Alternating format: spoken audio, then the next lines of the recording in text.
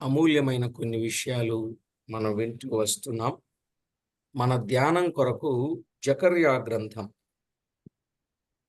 జకర్యా గ్రంథం మొదటి అధ్యాయం 20, 21 వచనాన్ని చదువుకున్నాం. జకర్యా గ్రంథం మొదటి అధ్యాయం 20, 21. యెహోవా నలుగురు కంసాలులను నాకు కనుపరచగా, వీరేమి చేయబోచున్నారని నేనడిగినందుకు ఆయన, ఎవడునూ తల ఎత్తకుండా యూదా వారిని చెదరగొట్టిన కొమ్ములు ఇవే. అయితే వాటిని భయపెట్టుటకు యూదా దేశస్థులందరినీ సంహారము జరిగించిన అన్యజనుల కొమ్ములను పడగొట్టుటకును వీరు వచ్చియున్నారని నాకు సెలవిచ్చెను. చదవబడిన దైవలేఖనం కొరకు ప్రార్థన చేసి వాక్యాన్ని విందాం. ప్రతి ఒక్కరూ ఏకీభవించండి. జీవాధిపతి అయిన మా దేవా, నిత్యము జీవించుచున్నవాడా, మీ ఆత్మ ద్వారా జీవమునిచ్చి నడిపించుచూ ఉన్నవాడా, మీకు స్తోత్రము చెల్లిస్తున్నాం. మా ప్రభువా, మా దేవా, మీ కార్యములు ఎంతో గొప్పవి, మీ క్రియలు ఎంతో దొడ్డవి.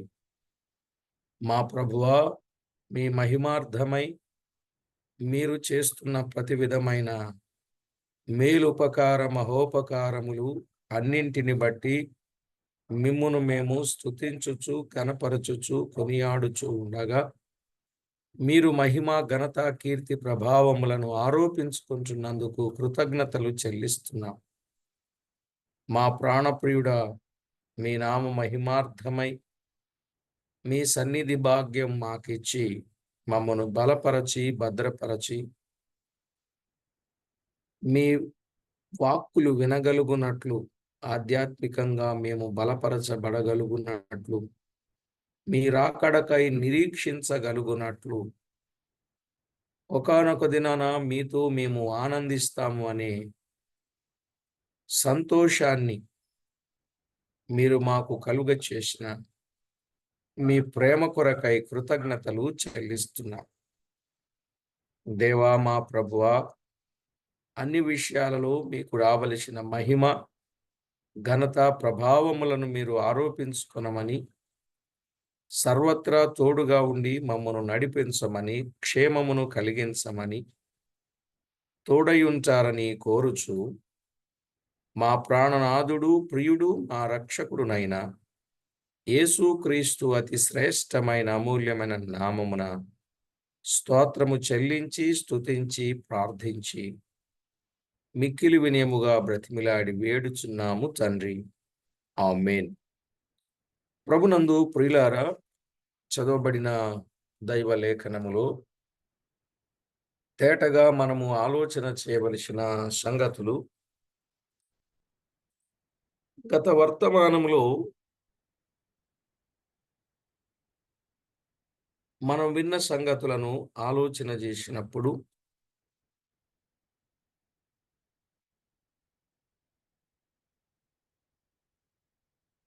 18వ వచనము నుండి చదివినప్పుడు, నేను తేరి చూడగా 4 కొమ్ములు కనబడెను అని మనం విన్నాం. 4 కొమ్ములు. ఈ 4 కొమ్ములు 4 రాజ్యాలు గాని, 4 రాజులకు గాని సూచనగా మనము విన్నాం.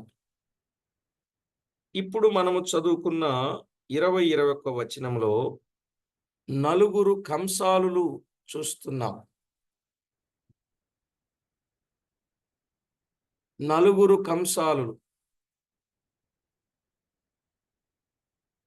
ఆ 4 కొమ్ములను, అనగా ఆ 4 రాజ్యములను పడగొట్టుటకు దేవుడు సంకల్పించిన సాధనములు. నిజమే. యెషయా గ్రంథం 10వ అధ్యాయం 5 నుండి 27 వచనాలలో ఉన్నట్లు, ఆయా దేశస్థుల ద్వారా అష్షూరు సామ్రాజ్యమును జయించి అష్షూరు సామ్రాజ్యమును పతనము చేసెను. తరువాత బాబేలు సామ్రాజ్యమును పారసీ పారసీకపు రాజైన కోరేషు ద్వారా పతనము చేసెను. పారసీకపు రాజైన కోరేషు ద్వారా పతనము చేసెను. బీసీ 538. బీసీ 538. దినవృత్తాంతముల 2వ గ్రంథం 36వ అధ్యాయం. దినవృత్తాంతముల 2వ గ్రంథం 36వ అధ్యాయం.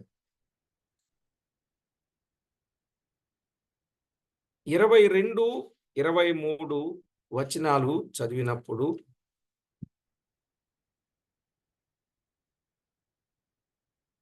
పారసీక దేశపు రాజైన కోరేషు ఏలుబడి యందు మొదటి సంవత్సరం యిర్మీయా ద్వారా పలుకబడిన తన వాక్యములు నెరవేర్చుటకై యెహోవా పారసీక దేశపు రాజైన కోరేషు మనసు ప్రేరేపింపగా అతడు తన రాజ్యమందంతటను చాటించి వ్రాత మూలముగా ఇట్లు ప్రకటన చేయించెను. పారసీక దేశపు రాజైన కోరేషు ఆజ్ఞాపించున్నదేమనగా, ఆకాశమందలి దేవుడైన యెహోవా లోకమందున్న సకల జనములను నా వశము చేసి యూదా దేశమందున్న యెరూషలేములో తనకు మందిరమును కట్టించుమని నాకు ఆజ్ఞ ఇచ్చి ఉన్నాడు. కావున మీలో ఎవరు ఆయన జనులై ఉన్నారో వారు బయలుదేరవచ్చును. వారి దేవుడైన యెహోవా వారికి తోడుగా ఉండును అని చెప్పాడు. అంటే అష్షూరు సామ్రాజ్యమును పతనము చేసిన తరువాత బాబేలు సామ్రాజ్యము పారసీకపు రాజైన కోరేషు ద్వారా పతనము చేయబడి నట్లుగా మనం చూస్తున్నాం. అక్కడ చెప్పాడు, ఆకాశమందలి దేవుడైన యెహోవా లోకమందున్న సకల జనములను నా వశము చేసి అనే మాట. కాబట్టి దైవలేఖనములో యెషయా గ్రంథం 13వ అధ్యాయం 17 నుండి 25 వచనాలు కూడా మనము చూడొచ్చు. 45వ అధ్యాయం 13వ వచనం, యెషయా గ్రంథం 45వ అధ్యాయం 13వ వచనం కూడా మనము చదువుకోవచ్చు. నీతిని బట్టి కోరేషును రేపితిని, అతని మార్గములన్నీయు సరళము చేసేదను.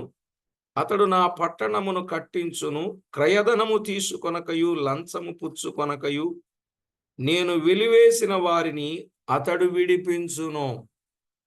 నేను వెలివేసిన వారిని అతడు వినిపించును. దానియేలు గ్రంథం 5వ అధ్యాయం 24 నుండి 31. దానియేలు గ్రంథం 5వ అధ్యాయం 24 నుండి 31 కూడా చూస్తే మనకు అర్థమవుతుంది. ఆ తరువాత గ్రీకులను వారి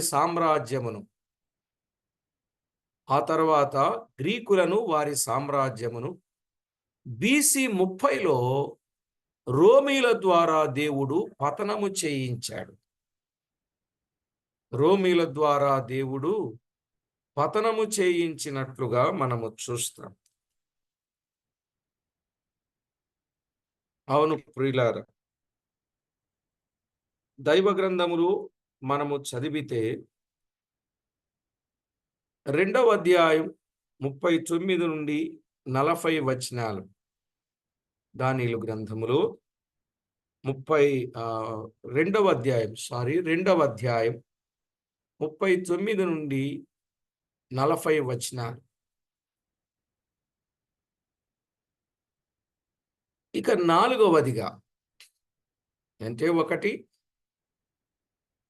అష్షూరు సామ్రాజ్యం, 2 పారసీక సామ్రాజ్యం, 3 గ్రీకుల రోమా సామ్రాజ్యం.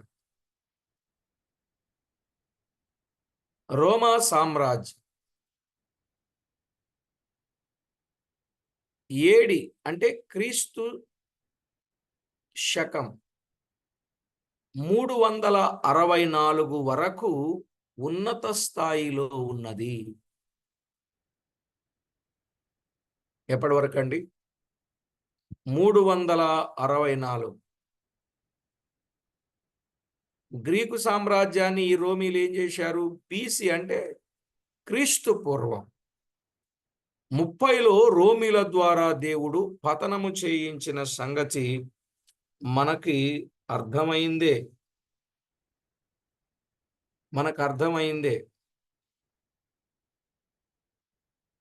కాబట్టి దైవలేఖనములు మనము ఆలోచన చేస్తే మనము గుర్తించవచ్చు.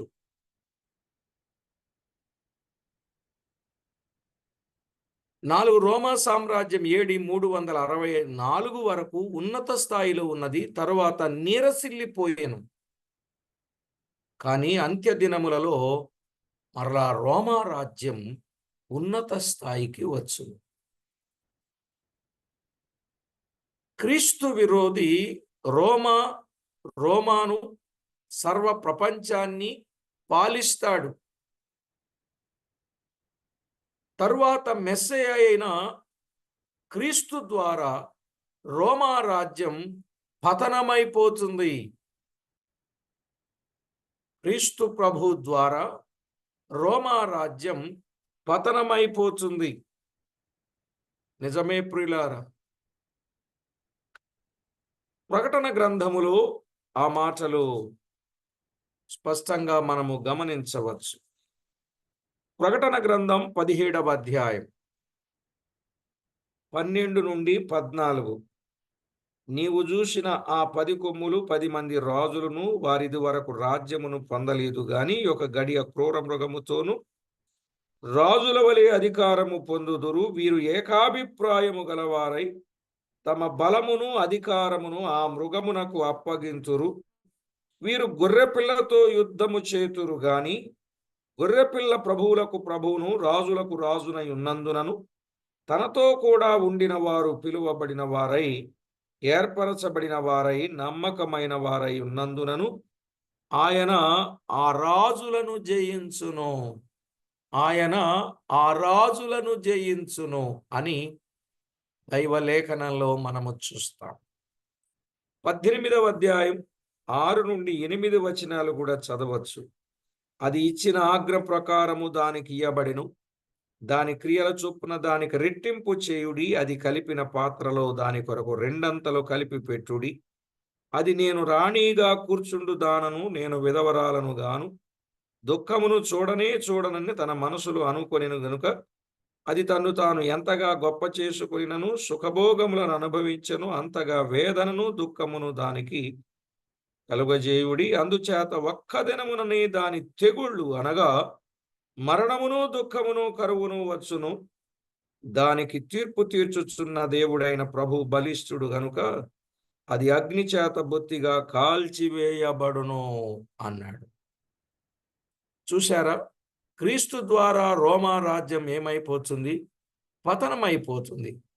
బబులోను మారు పేరుతోనున్న ఈ రోమా సామ్రాజ్యం ఈ 4 కంసాలులపై విధముగా ఈ 4 కంసాలులు పై విధముగా ఇశ్రాయేలీలను చెదరగొట్టిన 4 రాజ్యములను పడగొట్టుటకు దేవుడు ఏర్పరచిన సాధనములై ఉండవచ్చును.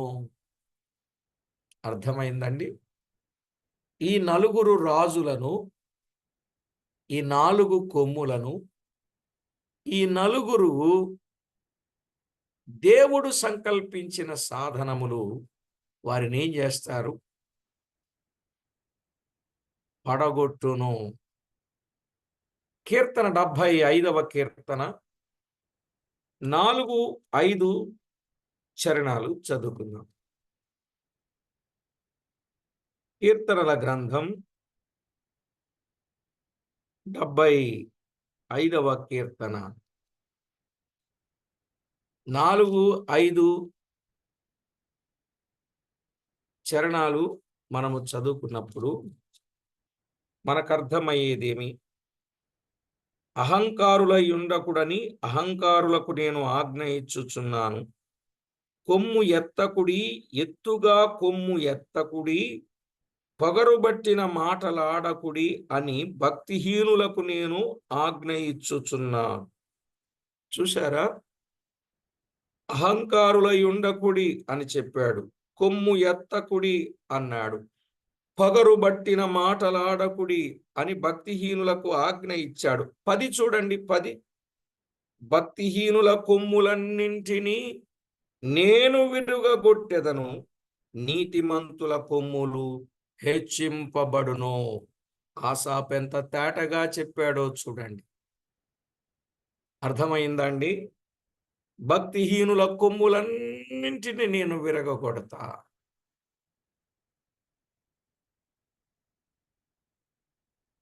బబులోను సామ్రాజ్యమా, మాదియా పారసీక సామ్రాజ్యమా,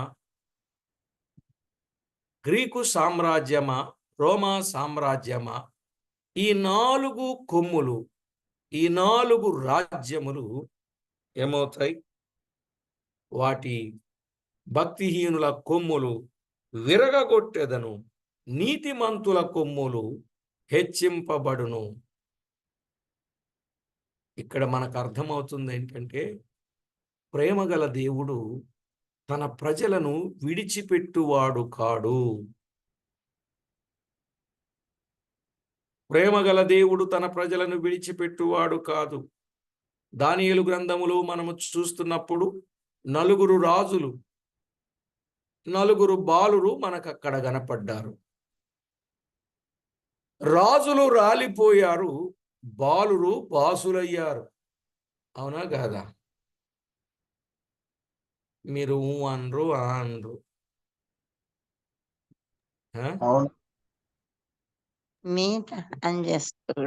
ఓకే, 4 రాజులు రాలిపోయారు, బాలురు బాసులయ్యారు.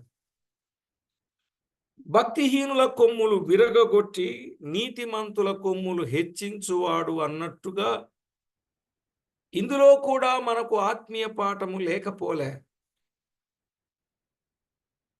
దేవుని పిల్లలను చెదరగొట్టునట్లు శత్రువులు కూడా 4 ఉన్నారు. దేవుని పిల్లలను చెదరగొట్టు శత్రువులు ఎంతమంది ఉన్నారు? 4 ఉన్నారు. ఎవరా 4? 1, సాతాను గర్జించు సింహము వలెను. ఎవరు? సాతాను గర్జించు సింహము వలెను. పేతురు రాసిన మొదటి పత్రిక 5వ అధ్యాయం 8, 9 వచనాలు. సాతాను గర్జించు సింహము వలెను. పేతురు రాసిన మొదటి పత్రిక 5, 8, 9 వచనాలు. గర్జించు సింహము వలె ఎవరిని మృంగుదునా అని వాడు తిరుగుతూ ఉన్నాడు. ఇక 2వది,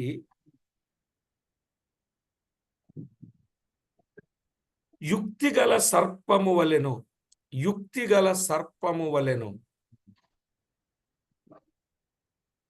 కొరింథీయులకు రాసిన 2వ పత్రిక 11వ అధ్యాయం 2, 3 వచనాలు. కొరింథీయులకు రాసిన 2వ పత్రిక 11వ అధ్యాయం 2, 3 వచనాలు. క్రీస్తు సరళత నుండి వేరుపరచడానికి తన యుక్తి చేత సర్పము ఆ రోజు హవ్వను మోసపరచినట్లు ఈనాడు కూడా మోసపరిచే ప్రయత్నం చేస్తున్నాడు. ఎంత యుక్తిని ఉపయోగిస్తున్నాడో జాగ్రత్త పడాలి. ఇక 3వదిగా, వెలుగుదూత వలెను. 3వది వెలుగుదూత వలెను.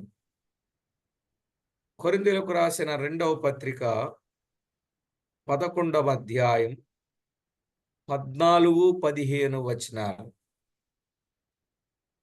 ఈ వెలుగుదూత నీతి పరిచారకుల వేషము వేసుకొనుట మనము చూస్తున్నాం.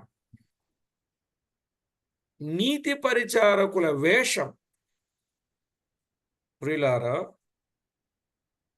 నీతి పరిచారకుల వేషం వేసుకున్నది. ఇది వెలుగుదూత. ఈ నీతి పరిచారకుల వేషం వేసుకోకూడదు. ఎంత చక్కని మాట వ్రాయబడినదో చూడండి. వాడు అలాగున వేషం వేసుకొని తిరుగుతూ ఉన్నాడు. చెదరగొట్టే ప్రయత్నం చేస్తూనే ఉన్నాడు.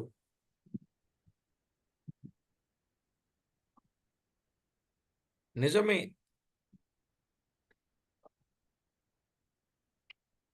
సాతాను గర్జించు సింహం వలె, ఒక విధంగా చెప్పాలంటే ఈ సాతాని యుక్తిగల సర్పం వలె, ఈ సాతాని వెలుగుదూత వలె ఏం చేస్తున్నాడు? చెదరగొట్టే ప్రయత్నం చేస్తున్నాడు. ఈ మూడింటిని ఒకటే లెక్క వేసుకుంటే కూడా మంచిదే. అలాగైతే ఈ మూడు ఒకటైనప్పుడు రెండవది, లోకము మనకు శత్రువు. లోకము మనకు శత్రువు. యాకోబు పత్రిక 4వ అధ్యాయం 4వ వచనం. యాకోబు పత్రిక, ఈ లోకముతో స్నేహము చేయుగోరువాడు దేవునికి శత్రువగును అని అంటాడు. అర్థమైందండి? అలాగే యోహాను రాసిన మొదటి పత్రిక 2వ అధ్యాయం 15, 16 వచనాలు.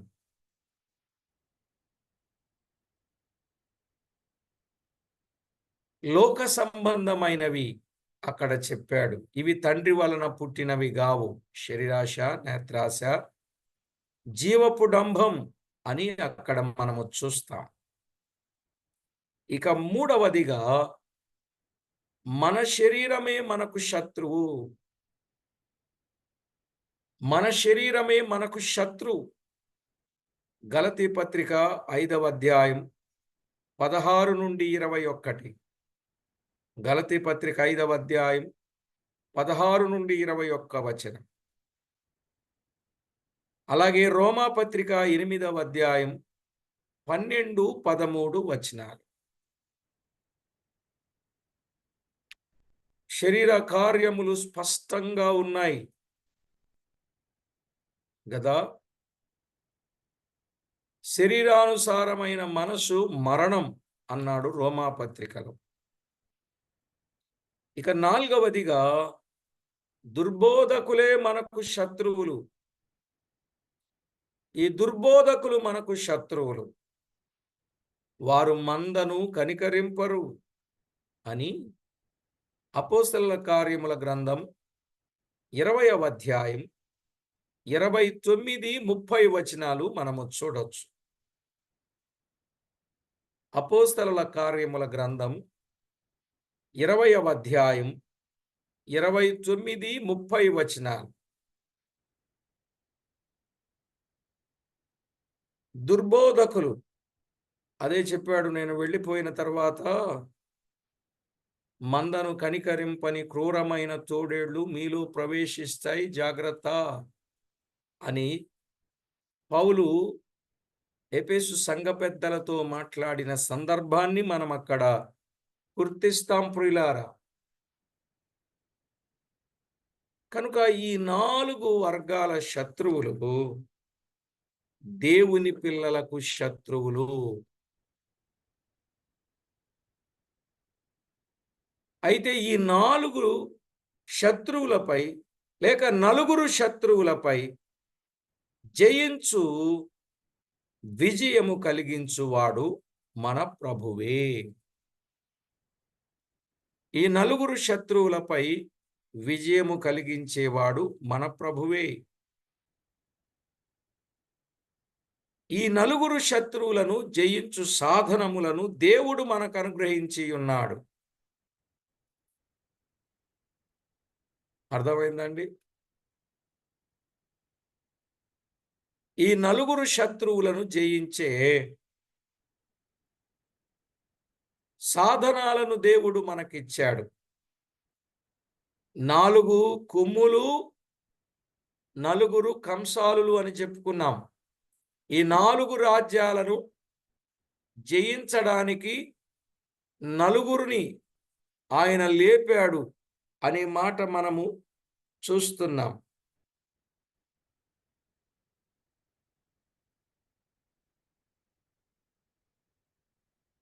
ఇప్పుడు మనకు ఆ నలుగురు శత్రువులుగా ఉండగా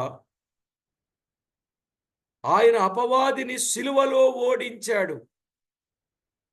హెబ్రీ పత్రిక 2వ అధ్యాయం 14వ వచనములో ఆయన ఓడించాడు. కాబట్టి ఆ పిల్లలు రక్తమాంసములు గలవారైనందున మరణము యొక్క బలము గలవానిని అనగా అపవాదిని మరణము ద్వారా నశింపజేయడానికి, మరణము యొక్క బలము గలవానిని ఆయన నశింపచేయడానికి ఆయన కూడా రక్తమాంసములలో పాలివాడయ్యాడు అనే మాట ఆ భాగంలో చూస్తాం. అపవాదిని సిలువలో ఓడించాడు. ఈరోజు మనం వానిని ఎదిరిస్తే వాడు పారిపోతాడు. యాకోబు పత్రిక 4:7. యాకోబు పత్రిక 4:7 అపవాదిని ఎదిరించుడి, వాడు మీ యొద్ద నుండి పారిపోవును అన్నాడు. అన్నాడా? రెండవది, లోకమును కూడా జయించి ఉన్నాడు. లోకాన్ని జయించాడు ఆయన. యోహాను సువార్త 16వ అధ్యాయం 33వ వచనం.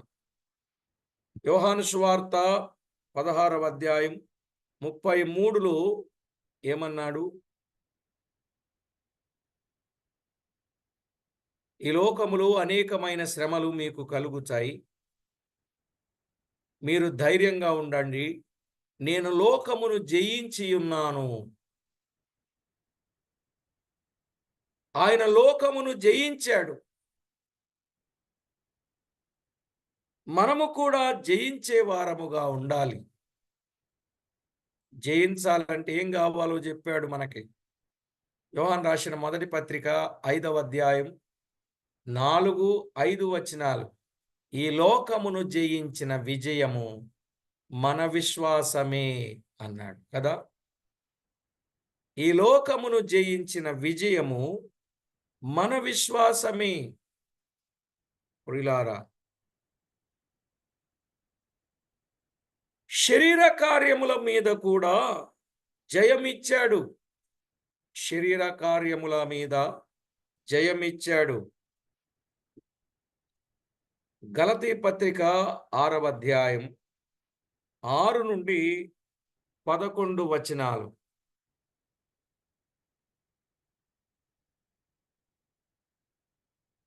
రోమాపత్రిక 6వ అధ్యాయం 6-11 వచనాలు. శరీర కార్యముల మీద కూడా జయమిచ్చాడు ఆయన. గలతీ పత్రిక 5వ అధ్యాయం 24వ వచనం. గలతీ పత్రిక 5వ అధ్యాయం 24వ వచనం. చూశారా, మన ప్రభు అపవాదిని సిలువలో ఓడించాడు. ఈరోజు మనము వానిని ఎదిరించే శక్తినిచ్చాడు. రెండవది, లోకమును జయించే విజయం, విశ్వాసమునిచ్చాడు. మూడవదిగా, శరీర కార్యముల మీద జయమును ఇచ్చాడు.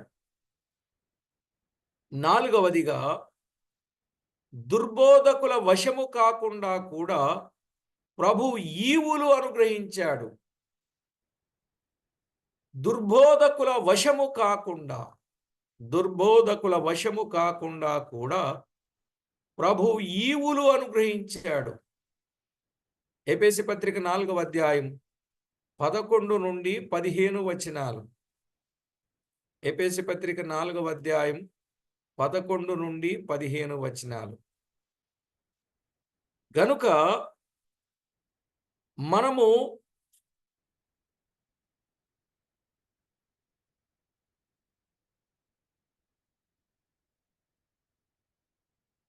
దేవుని పిల్లలముగా నుండి ఉండి మనుషుల మాయోపాయముల చేత చిక్కుకొని పోకుండునట్లు క్రీస్తు వలె అన్ని విషయములలో మనమేం కావాలి? ఎదగాలి. అన్ని విషయములలో మనమేం కావాలి? ఎదగాలి. ఎఫెసీ పత్రిక 6వ అధ్యాయములో కూడా మనము చదువుకుంటాం. సర్వాంగ కవచాన్ని దేవుడు మనకిచ్చాడు. ఈ సర్వాంగ కవచాన్ని ఇచ్చింది ఎందుకు? సాతాను యొక్క తంత్రములను ఎరిగి వానిని ఎదిరించడానికి కదా. కనుక క్రీస్తు వలె ఉండడానికి మనం అన్ని విషయాలలో ఎదగాలి. గనుక అన్నిటిలో విజయమిచ్చువాడెవరు? క్రీస్తే. ఆ వచనం చదవండి. రోమీలకు రాసిన పత్రిక. అన్నింటిలో విజయమిచ్చువాడు క్రీస్తే. రోమా పత్రిక 8వ అధ్యాయం 37వ వచనములో, అయినను మనలను ప్రేమించిన వాని ద్వారా మనము వీటన్నింటిలో అత్యధిక విజయము పొందుచున్నాము. మనలను ప్రేమించిన వాని ద్వారా మనటిలో అత్యధిక విజయము పొందుచున్నాము. ఆయన మనలను ప్రేమించాడు గనుక అన్నింటిలో అత్యధిక విజయమును మనము పొందగలిగే కృపను దేవుడు మనకిచ్చాడు.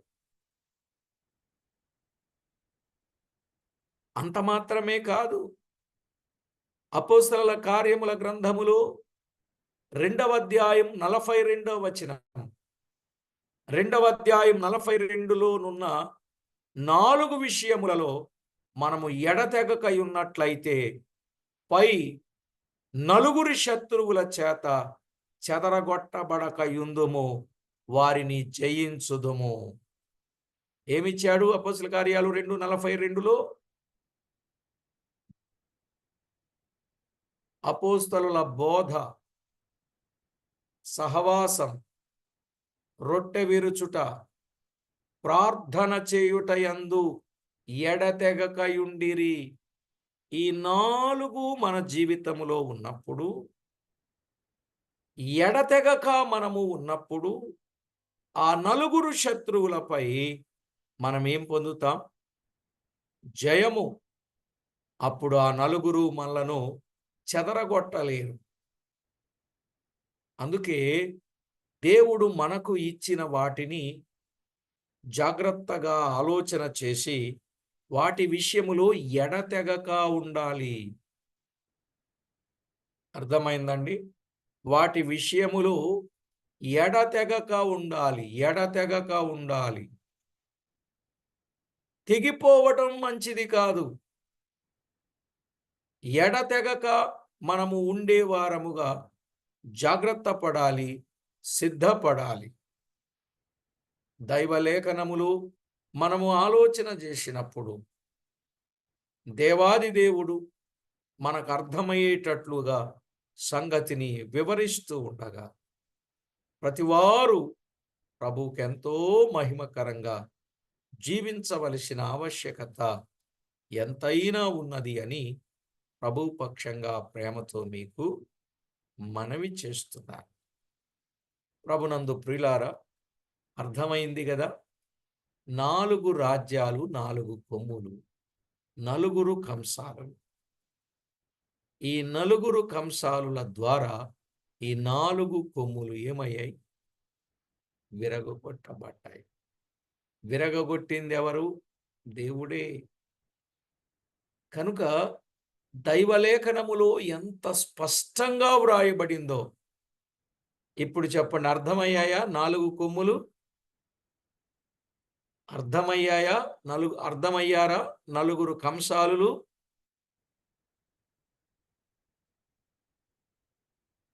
చెయ్య అలా అనండి. అర్థమయ్యాయా? ఓకే. అర్థమైతే ఆలస్యం లేకుండా ప్రార్థన చేద్దాం. తరువాత రెండవ అధ్యాయానికి వెళ్దాం. ప్రార్థన చేసుకుందాం. మహాగణుడవైన మా దేవ, సర్వాధికారి అయిన మా ప్రియ ప్రభువా, స్తోత్రపాత్రుడా, పూజనీయుడా, వేల్పులలో గనుడా, మహాఘనత వహించిన మా రాజా, మీ గణనామమునకు వేలాది వందనములు, కోటాను కోట్లు స్తుతులు స్తోత్రములు చెల్లిస్తున్నాం. మా ప్రభువా, మమ్మును మీరెంతో ప్రేమించి మీ కృపతో జ్ఞాపకం చేసుకొని దినదినము అనుదినము మీ రెక్కల నీడలో బలపరచి భద్రపరచి క్షేమస్థితిని మాకు మీరు కలిగిస్తున్నందుకై స్తోత్రములు. మమ్మును ప్రేమించిన మా ప్రభువా, తేటగా మేము ఎవరిని జయించాలో, ఎలాగు జయించాలో మాకు నేర్పిన మా ప్రభువు స్తోత్రములు. అన్నింటిలో మమ్మును మీరు ప్రేమించుట ద్వారా అన్నింటిలో అత్యధిక విజయము కలుగజేస్తున్నందుకు కృతజ్ఞతలు చెల్లించొచ్చు. మా ప్రాణనాథుడు ప్రియుడైన యేసుక్రీస్తు అమూల్యమైన నామమున స్తోత్రము చెల్లించి స్తుతించి ప్రార్థించి మిక్కిలి వినయముగా బ్రతిమిలాడి వేడుచూ ఉన్నాం మా ప్రియ పరలోకపు తండ్రి. ఆమేన్. ఆమేన్. ప్రభునందు ప్రియులారా,